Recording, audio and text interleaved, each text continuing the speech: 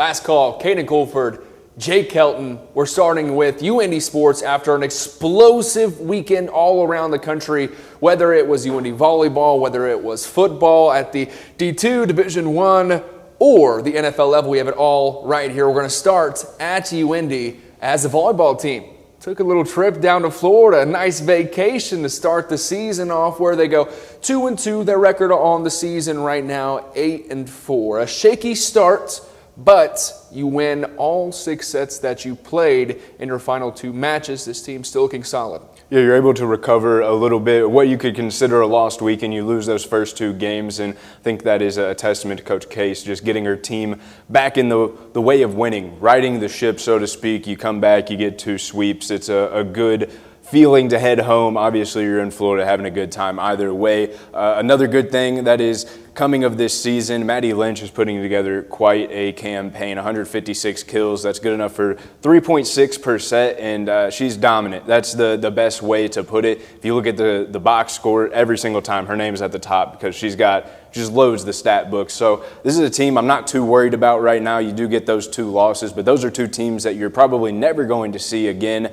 Now you get into conference play, you will really get to see what this team is made of. Yeah, you talk about Maddie Lynch. How about 19 kills and no errors in the final 2 matches of their weekend? That is absolutely huge. And as we look at the team as a whole, shooting .551 against Edward Waters, which is absolutely insane to see that kind of offensive efficiency while holding most of these teams under 12 in the majority of their sets. Absolutely huge. And as you say, moving into GLVC play, these are really good teams to play right now. Obviously, you get the chance to go down to Florida, have a great time with your team. I'd assume that this team is closer than they've been ever right now after a weekend of some fun and some good volleyball. But now, as you said, moving to the Great Lakes Valley Conference to play a few teams where you're not going to see insane competition. However, it gives you a real chance to make a great indent in conference play, move into that conference tournament later on in the season. You have the Midwest crossover to come shortly here in just a few weeks or so. Should be fun. Yep, absolutely. There's a couple of GLVC teams that are either in the polls or receiving votes. So it's not exactly what you would consider a volleyball conference, but they definitely compete and send a couple good teams to the region every single time. But another team that just started conference play, the Greyhounds football team, they pick up a huge win over rival McKendree, 47-19. They improved to 3-1 on this season. It was a much better performance than what we have been seeing, especially out of the run game. 287 yards on the ground. Cheryl also had 4 receptions for 31 yards and a touchdown. I loved how they were getting them out of the pocket and really using them in different ways this game. In different ways throughout the contest, too. When I watched this UIndy football team, I saw a team that was able to adapt to whatever was thrown at them. First play down the field or first drive down the field, we saw a lot of bubbles. Either way, we're getting Cheryl out in the open field.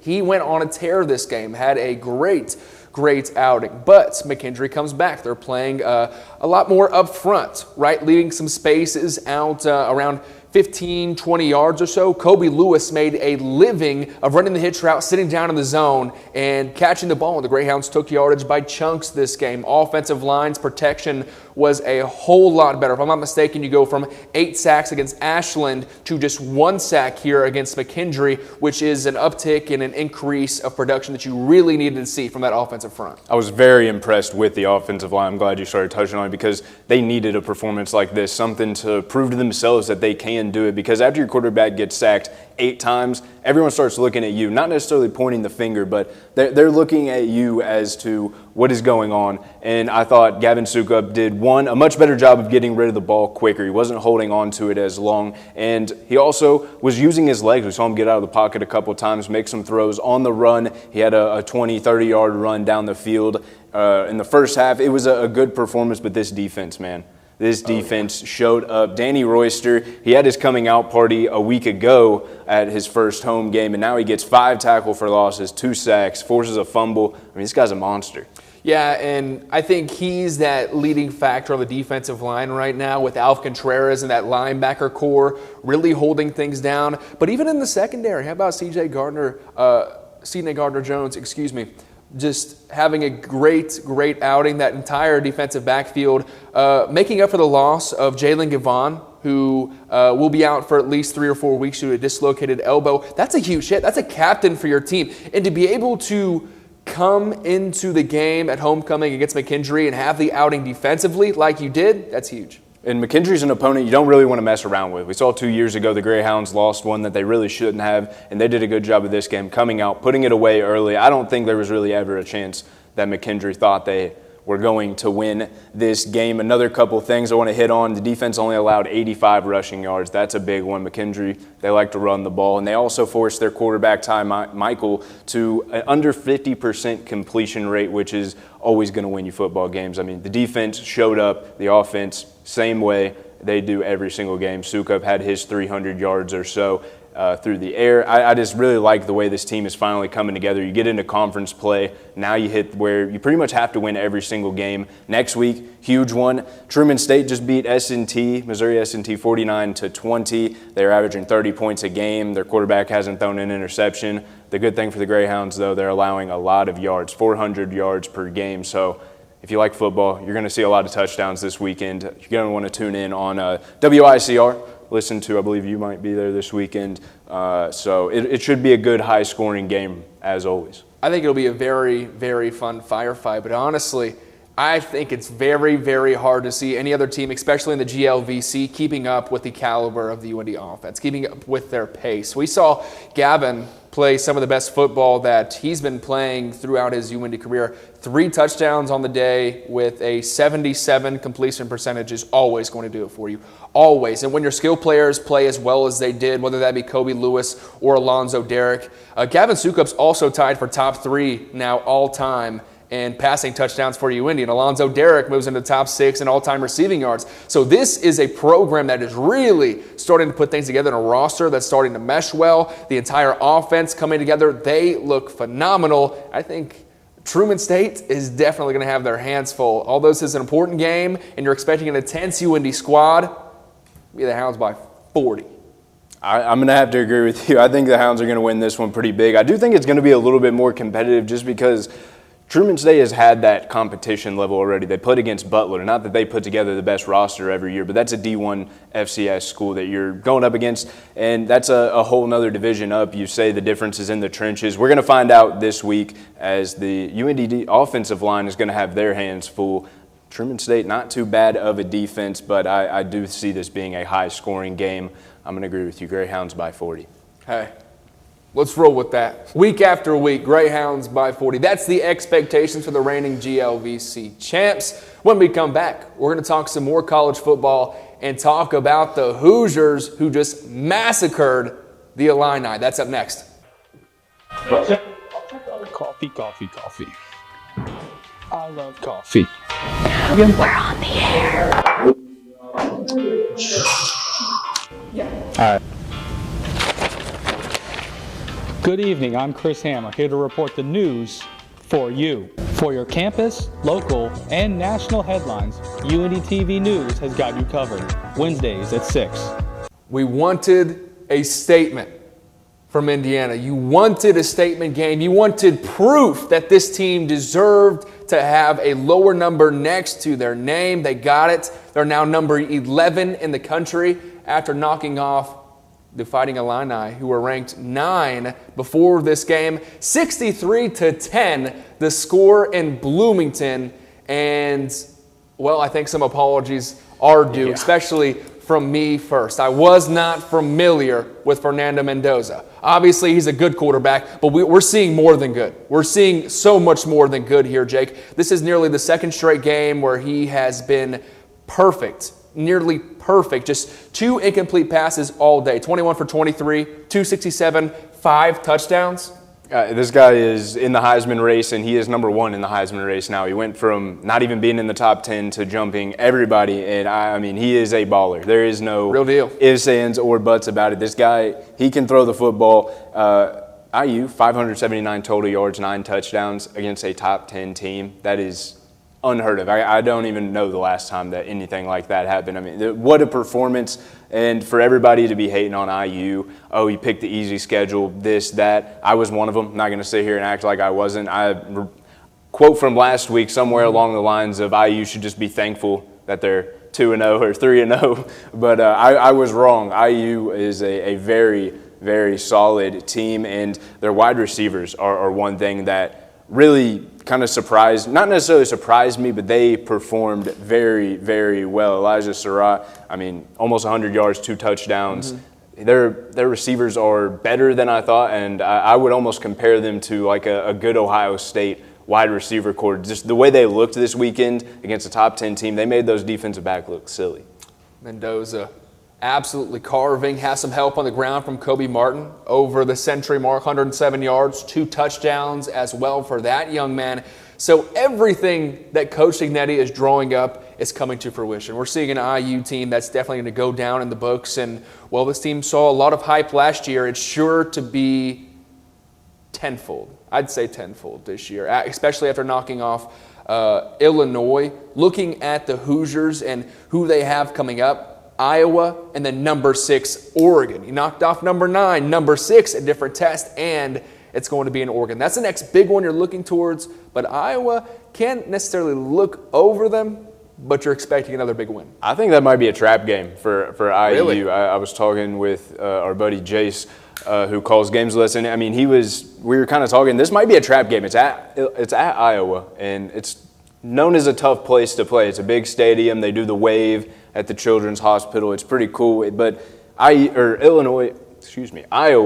is not a good offensive team. They're going to look to shut you down defensively, and that's exactly what they're going to try and do to IU. Now it's coming down to the question, can Mendoza perform again? He's proved that he can do it against a Big Ten defense, and I don't know that Illinois is as good as everyone thought they might have been. We'll get a better look. I think they got USC coming up this weekend, so that'll be a ranked matchup for them. We'll get a look at that, but I am looking forward to that Oregon game. If Oregon beats Penn State, that could potentially be a top 10 matchup.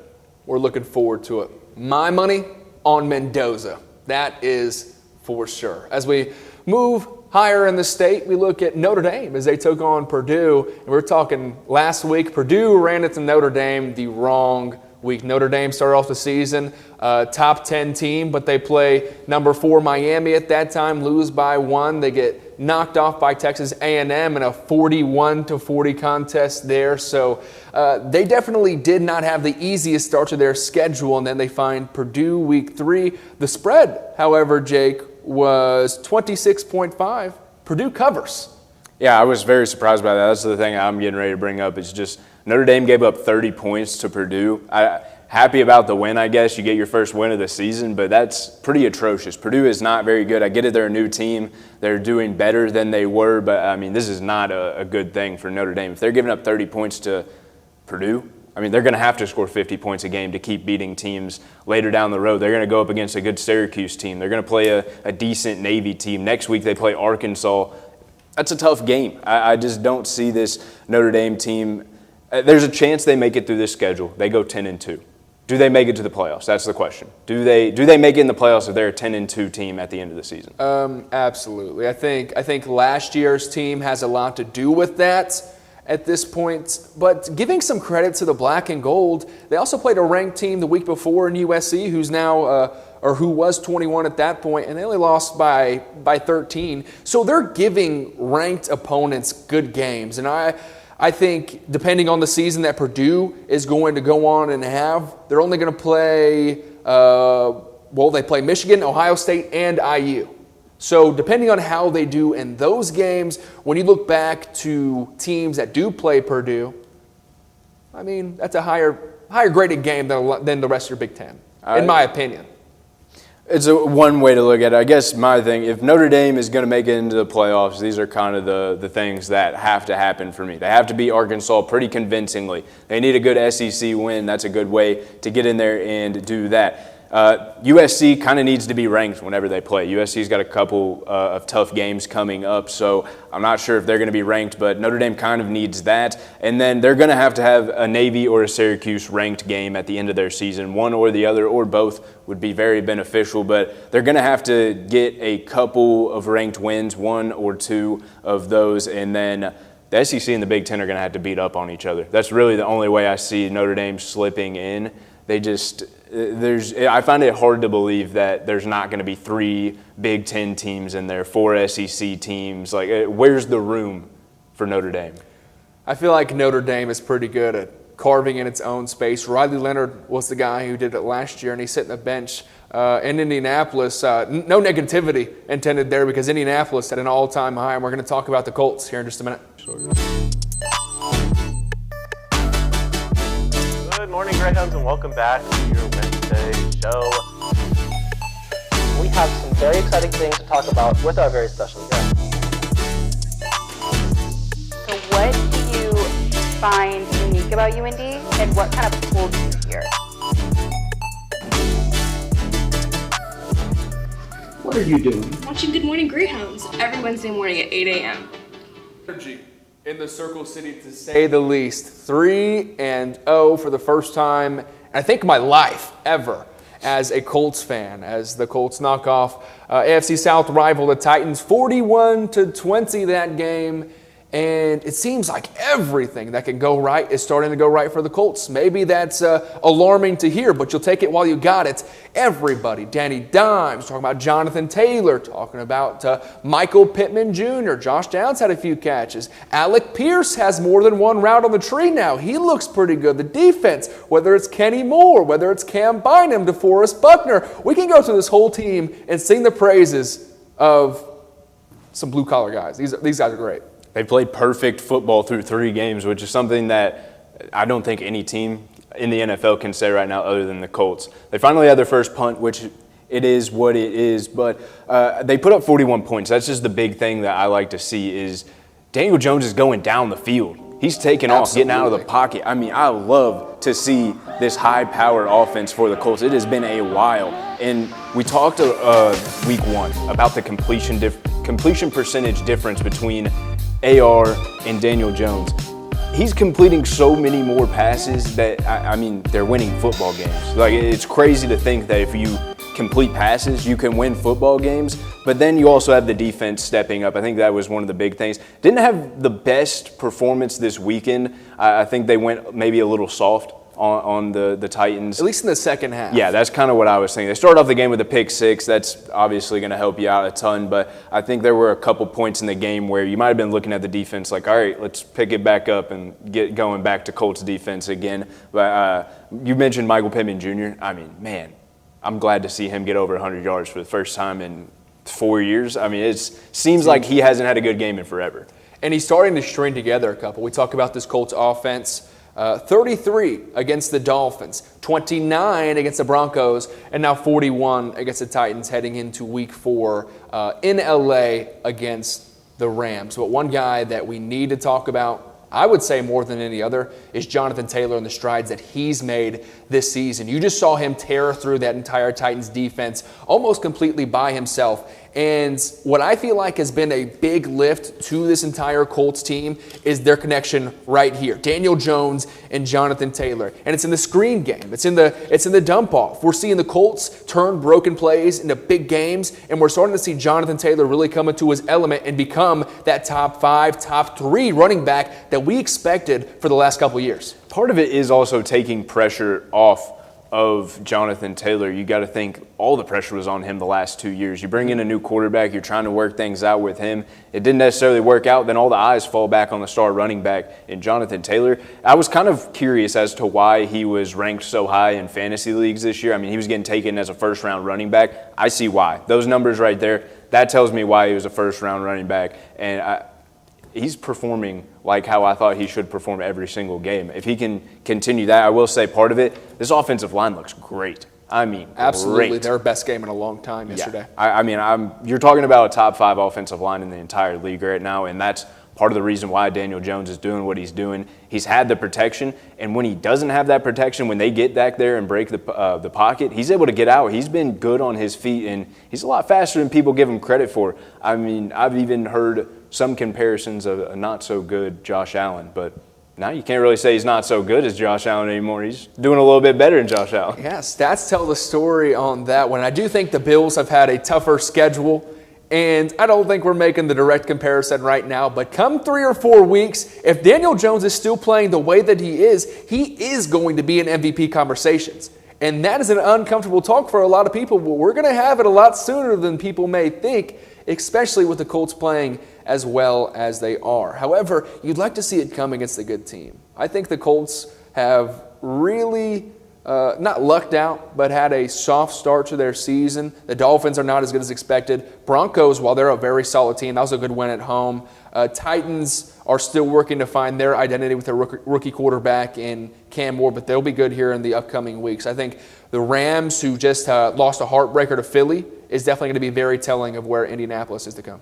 Yeah, I think that this Colts team is in a good position heading to LA this week. If they win this one, get out to 4-0, it's hard to not put Daniel Jones in that conversation because he's really the only big difference for this team. The big change over the offseason, it didn't come with the receivers, it didn't come with the running back room, it came in the quarterback room. And sometimes that can change things for better or for worse. And in this case, I think it has changed it for way better than anyone could have imagined. And as wrong as we were about IU, man, how wrong was New York about this guy, Daniel Jones? And not just New York. How wrong was everybody? Yeah. I'll go ahead and throw myself in that boat yet again, right?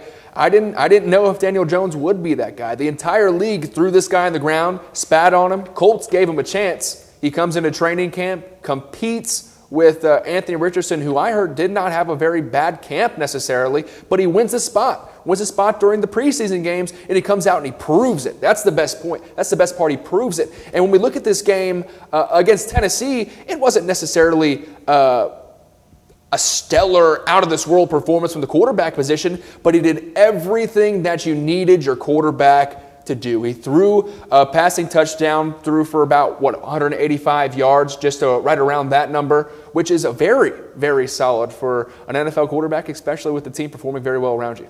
And one thing to note with this game ending, Kenny Moore got injured in the second half. And as of this morning, the Colts did just pick up cornerback Mike Helton. He was on the Dolphins for a little bit over the offseason, got cut, former Bengal. He's a pretty solid cornerback that's going to be filling in for Kenny Moore, who is now projected to miss a reasonable amount of time, a week or two at least. But I am liking the way this defense looks, and man, am I happy to see Daniel Jones doing good. I was hating on him, I'll admit it. I'm not better than that, but I will say that it feels good to have a good Indianapolis team, especially right after the Pacers do what they did. Now you have the Colts coming out. They're starting off 3-0. It's like the city of Indianapolis is just winning. And the Fever beat the Aces yesterday, too. Fever beats, as the 6th seed, they beat the 3-seeded Aces as that playoff format now down to the final 4 teams, and the Fever might just have an upset up their sleeve. That would be pretty crazy. Both basketball teams make it to the playoffs. Colts going to the Super Bowl. Heard it here first. Well, Indy's up. I heard this yesterday. Kelsey Mitchell is the most Googled player in the WNBA right now after having the stellar performance in their first playoff series against the Dream, and now knocking off the recently named MVP in Asia Wilson and the Aces in their first matchup. That's a best of 5, and the Fever are on top heading back to Indy. So, moral of the story, Indy is up. That's for sure. And the best part of our show is coming up as Jake and I undergo the Primetime Pick Em up next.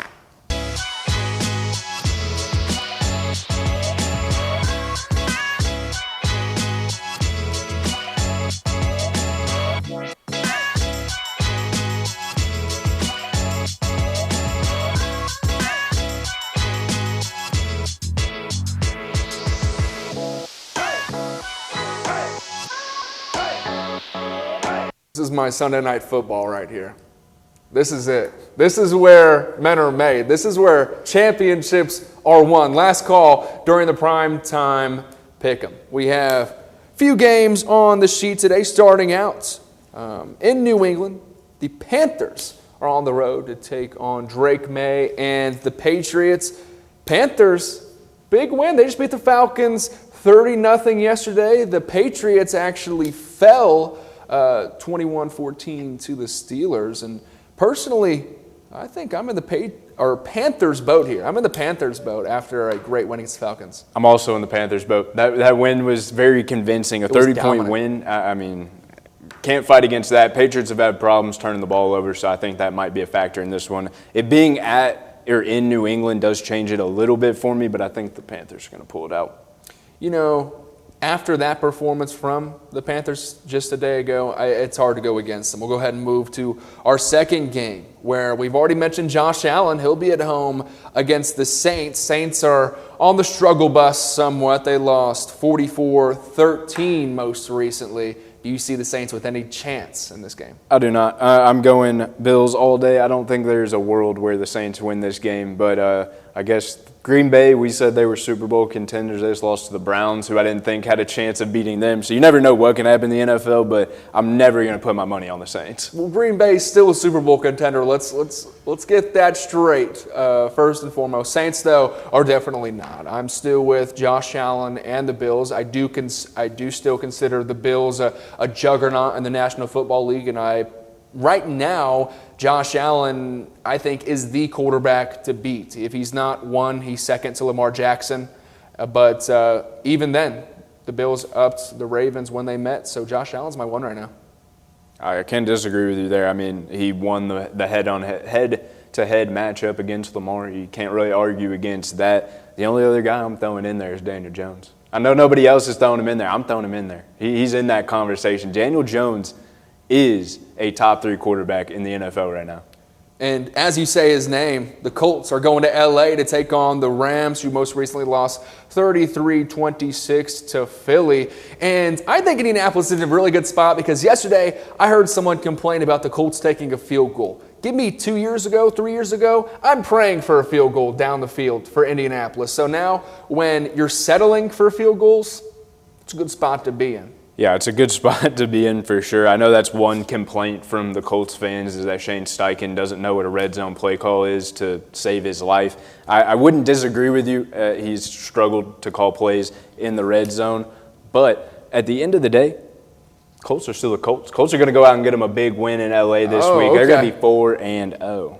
Well, I would love to say that. However, they are going across the country to play Los Angeles, who still does have a very solid roster. Devontae Adams on that team now. Puka having a decent start to the year. And I think they had a tough opponent in the Eagles. They're going to be a tough out on their home field. This is where we will disagree. I have the Rams by 1 score, I would say. But I do hope the Colts win, saying that as from a fan's perspective. I'm on the Colts bus now. It's gonna take a bit to get me off. I know last year I was like, I'm never picking the Colts again because they did me dirty last year, but now I'm back. I'm back, and we're better than ever. I think the whole city is back with you here, Jake, as we look at our final game on the slate today. This one, 2 years ago, would have been the game to watch, and it might still be. Ravens going to Arrowhead to play the Chiefs, where I think the Ravens personally have just put together a better team this season. They're performing well, even though the Chiefs did look better last night against the Giants. And the Giants aren't a terrible team, but let's not act like they just knocked off a real contender to do anything super serious in the NFL. Patrick Mahomes had a decent game, a good game, had some good throws. However, I think the Ravens and Lamar Jackson get it done. I feel like that's what we've all been saying is the Chiefs have been decent this year.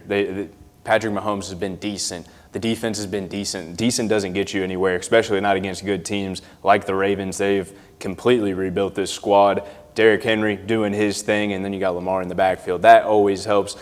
I got Ravens. There's no way the Ravens don't win this one unless the Chiefs do some Chiefs magic. It is in Arrowhead, as you mentioned. I guess that does play a little bit of a factor into it, but I got the Ravens. I don't see them losing this. Ravens have a good game tonight against the Lions. That here in just a few hours. Both teams 1-1 as it sits, so we're waiting on that one. But I do have the Ravens next week against the Chiefs as well. What a weekend it was. We saw a good game after good game after good game.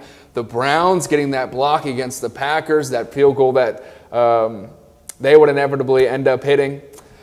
Oh, man, that was one that's I'm going to have to flush away. It's a big weekend for special teams, guys. Lots of blocked field goals, a couple of defensive touchdowns. It was a big weekend for special team guys. Well, we're hoping to have that same electrifying amount of games when we come back next week. This has been Last Call.